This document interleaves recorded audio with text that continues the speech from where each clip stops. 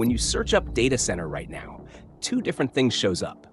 The first one says they're the foundation of the future, the engine behind AI, the biggest infrastructure build-out since the interstate highway system. The second one says they're draining local water supplies, spiking your electric bill, and enriching a handful of tech giants while giving almost nothing back to the towns they land in. Here's the uncomfortable part. Both articles are kind of right. Data centers might be the most loved and hated buildings in America at the same time, and hundreds of billions of dollars are riding on which story wins. So today, we're following the money. What does it actually cost to own one of these things? How do they make money? And is this the future being built or a bubble waiting to pop? Let's get into it. To follow the money, we have to start with the price tag. And I need to warn you, it's going to recalibrate your brain. First, forget everything you know about real estate, because data center people don't measure buildings the way we do. They don't think in square feet. They think in megawatts, because two buildings of identical size can have wildly different electrical capacity, and power is the real product being sold. So what does a megawatt cost to build? In 2026, a standard facility runs about $8 to $12 million per megawatt, and AI-optimized centers cost $15 to $20 million or more per megawatt. Per megawatt, which means even a modest, medium-sized data center typically requires a starting budget of at least $100 million. And the big ones? A benchmark 100 megawatt hyperscale facility, the kind the cloud giants deploy as a standard unit, typically costs between $900 million and $1.5 billion just for initial construction. Now here's the first plot twist, and it's my favorite fact in this entire video. When you spend $1 billion on a data center, almost none of it goes to the actual building. The building shell accounts for only about 10 to 15% of the budget, while electrical and power infrastructure eats up 40 to 45% of total construction costs. Things like utility interconnection, switchgear, backup generators, and giant battery systems. Add cooling at another 15 to 25%, and you start to see the truth. You are not building a building. You are building a private power station that happens to have a roof. And this is your first clue about why the controversy exists. These facilities aren't offices or factories in disguise. They are electricity machines, and everything about their economics, good and bad, flows from that. The costs are also exploding. Data center construction costs surged from $630 to $960 per square foot between 2025 and 2026, and one construction firm summed up the jump from around $7 million per megawatt in 2020 to as much as $20 million today, as four cost drivers stacking on top of each other: electrical density, liquid cooling, redundant power systems, and rigorous testing. Even the land underneath is going nuclear. Prices for large parcels of 50-plus acres are up 23% year over year because everyone is fighting over the same rare thing: dirt that sits next to available grid power. And here's the kicker: that $1 billion? It doesn't include the computers. Everything I just described is the empty aquarium. The fish cost extra, and in the AI era, the fish are obscene. Brookfield's 2026 outlook estimates facility construction at roughly $10 million per megawatt, with the compute infrastructure inside exceeding $30 million per megawatt. The servers cost 3 times more than the building that houses them. Zoom all the way out, and of the projected $5.2 trillion in AI data center investment needed by 2030, about $3.1 trillion goes to chips and hardware. Hold on to that $5.2 trillion number. It's the reason both sides of this debate exist, because that much money either builds the future or builds the biggest bubble in history. There's not much in between. So why is anyone spending like this? Because demand has gone completely unhinged. US data center electricity consumption is projected to hit 409 terawatt hours annually by 2030, roughly double current levels. And Goldman Sachs forecasts a 165% increase in data center power demand through the end of the decade. Every AI chatbot conversation, every Netflix stream, every photo in your camera roll lives inside one of these boxes. The construction industry has responded accordingly. Data center construction is now the fastest growing commercial construction category in the United States. with construction starts exceeding $60 billion in 2025, a five-fold increase in just 2 years. There was a single month, July 2025, that saw $14 billion in new data center projects, more than the entire first half of that year.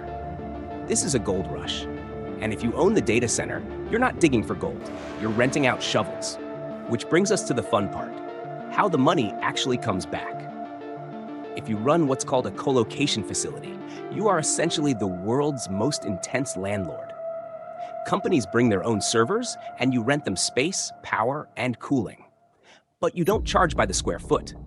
Customers pay a base rate per kilowatt per month, covering power distribution, cooling, security, and redundancy, with lease terms ranging from 1 to 3 years all the way up to 10 to 15 years. Read that again. 10 to 15-year leases. Sign a giant like Microsoft or Amazon to a decade-long deal, and you basically own a bond that hums. It gets better. Electricity costs are typically passed straight through to the customer, so the landlord isn't exposed to utility price swings, and tenants pay for what they actually use. Your tenant pays the power bill. You just collect rent on the infrastructure. And right now, landlords hold all the cards because there is essentially nothing left to rent.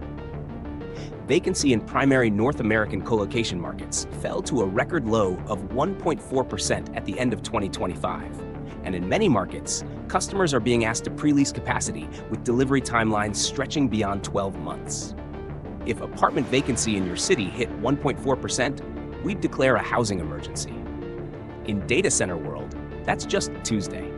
It's gotten so extreme that some operators turn away 150 to 200 megawatts of enterprise deals every year because their capacity is already pre-leased to bigger customers. Imagine rejecting hundreds of millions of dollars because you're literally full. The industry itself says the business has transformed from a commodity with falling prices into a strategic asset class with genuine scarcity value. And the revenue is very real. Global data center revenues hit roughly $344 billion in 2024 and are forecast to reach $652 billion by the end of the decade. So far, this sounds like the greatest business ever invented. Locked-in tenants, record demand, no vacancy. This is the first story, the foundation of the future story. But remember, there's a second story. And to understand it, we need to meet the three monsters hiding under this business, because they're the same monsters fueling the backlash. Monster number one, the power grid. And this is where the destroying society argument gets its teeth. The hard part of this business isn't building the building, it's getting the electricity. The main constraint on new supply is no longer construction timelines, but power grid access. And utility interconnection alone can cost $5 to $25 million or more, which is why some developers are now building their own on-site power generation at an additional $3 to $10 million plus per megawatt. Now here's what that hunger does to everyone else. In Northern Virginia, home to the densest concentration of data centers on Earth, these facilities account for over 90% of all projected new power demand in the region.